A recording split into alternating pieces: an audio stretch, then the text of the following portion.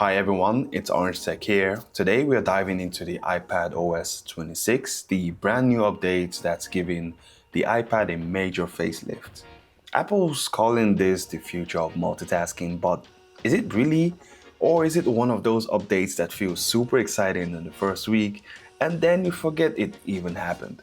But I have been testing out the developer beta on my iPad Pro and 2 chip, and I'm here to break it all down. The good, the weird, and the stuff that honestly needs just a little work. Okay, so quick heads up, not every iPad is getting this update. If you've got the iPad 8th Gen or newer models, then you're mostly good. But if you've got the iPad 7th Gen and older models, then you're out of luck. And also, not every feature is universal. Only the M1 and newer iPads or those ones with the A17 Pro chip will get the full external display and also the Apple Intelligence experience. Okay, so here's one thing that is super cool. Real external display support. Now, if you have an M series iPad, you're no longer stuck with the basic mirroring. You can now run full resizable windows across the screen. Think MacBook vibes. I mean, super cool, right? And older iPad, you're stuck with the screen mirroring, no window system, and honestly, that is pretty fair. Like, window management needs way more RAM and GPU like you actually think. One thing that is super cool is that I'm currently connected to an external monitor right here. As you can see, a super thin external monitor. And the only connect I need is a USB-C, which makes everything super cool, right? Now, I don't really need to focus on having a full desktop with me. This is just something I could take around anywhere that doesn't require that power. And at the moment I am on DaVinci Resolve, just trying to edit a video. Let's see, just dragging and scrolling all around. I don't see any lag at the moment. It feels pretty solid for now.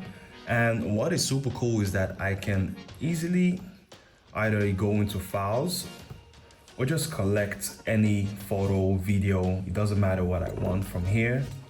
And then, wait, let me see where I got that. And then paste them in my timeline. Like, having this set up is just nice. Still, there are even some non-M series iPad that still get that multitasking upgrade. Most can even run up to 4 apps at once, which is super cool, while the M1 and above can even go further. You see, I've had Safari, DaVinci Resolve, Files, Weather app, and the App Store open at once without even breaking a sweat.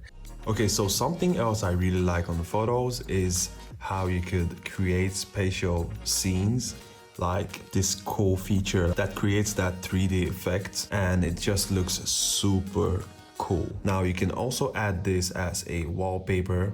All you need to do is just to press on that, add as wallpaper, and then you press on this icon at the bottom right there. It's gonna take a second to generate, and then voila, you get this cool icon right there. You can also add widgets if you want to, and kind of like change how the time is gonna overlay. You wouldn't get that spatial feel, that effect right now, but if you unlock this screen, you get this nice effect. And I know Apple is on the way to create something out of this world, and that is just until then. Now, only newer iPad supports this. Same goes for the lock screen effect, where the clock actually tucks behind the object in your photo, like mountain, waves. I actually tried this and I took a photo from Greece, and wow, that really shocked me. It really looked like the time was behind the scene, like it was behind the mountains. It was just super Apple-like, dramatic, and filled with AI. And like I said, Apple Intelligence only works with M1 up or A17 Pro. So you get things like smart shortcuts in Gallery, which are super AI driven. So that really helps you with your morning routine, fitness. It doesn't matter what you're looking for. It's just super nice to actually have a shortcut that helps. Now, something else I really like is the background you can get on text messages. Like, let's say you want to set a background, for example, and it can be something suggested by the AI, or if you want something that you've taken a picture of, like this scene right here, I've actually taken a picture, and then you get the Genmoji and all that cool stuff that Apple actually talked about in the latest event. Now, there's so many things you can now choose from, whether it's photos, you can send links, documents, location, wallets, all that stuff. It's pretty much nice. So there are so many things you can do while talking to somebody on the phone. For some reason, mine is not working. So the things you can actually do is translation. Like if somebody's speaking Portuguese for some reason, you can always translate that and understand what the person is saying. But for some reason, it's not reading my account, so there's not much to do for now. So I'll just let that go. Okay, so here's where the iPad OS actually starts to feel like it's helping you create faster.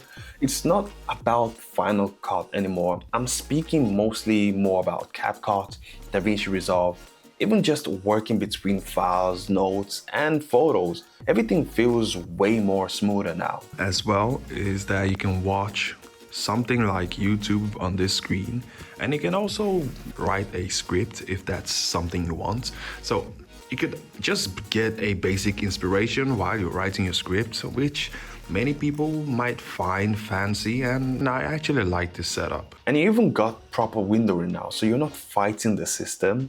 It's more like using the keyboard for shortcuts. For example, Command plus Tab to switch apps, Command plus W to close windows, or Command plus Q to quit something. So it's starting to feel more like a Mac now, but let's just be clear, this is not Mac. The iPad has its own vibe, it has its own limitation, and there's a huge fine line between the Mac and the iPad. But the workflow feels less frustrating now, so if you're a creator who moves fast between apps and ideas, then these updates will make everything feel more easier and simple. It doesn't still take the fact that the iPad is still a weird device. I mean, it's got all the power.